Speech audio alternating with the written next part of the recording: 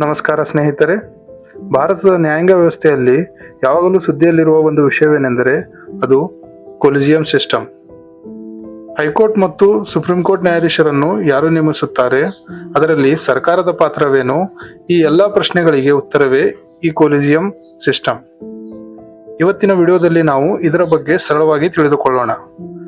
ಸರಳವಾಗಿ ಹೇಳಬೇಕೆಂದರೆ ಕೊಲಿಜಿಯಂ ಎಂಬುದು ನ್ಯಾಯಾಧೀಶರ ನೇಮಕಾತಿ ಮತ್ತು ವರ್ಗಾವಣೆಯನ್ನು ನಿರ್ಧರಿಸುವ ಒಂದು ನ್ಯಾಯಾಧೀಶರ ಸಮಿತಿ. ಭಾರತದ ಸಂವಿಧಾನದಲ್ಲಿ ಈ ಕೊಲಿಜಿಯಂ ಎಂಬ ಪದ ಎಲ್ಲೂ ಉಲ್ಲೇಖವಾಗಿಲ್ಲ.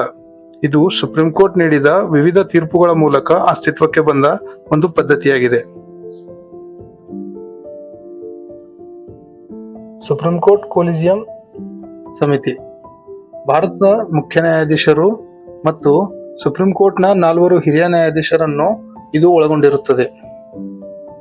ಹೈಕೋರ್ಟ್ ಕೊಲಿಜಿಯಂ ಆಯಾ ರಾಜ್ಯದ ಮುಖ್ಯ ನ್ಯಾಯಾಧೀಶರು ಮತ್ತು 2 ಹಿರಿಯ ನ್ಯಾಯಾಧೀಶರನ್ನು ಇದು ಒಳಗೊಂಡಿರುತ್ತದೆ.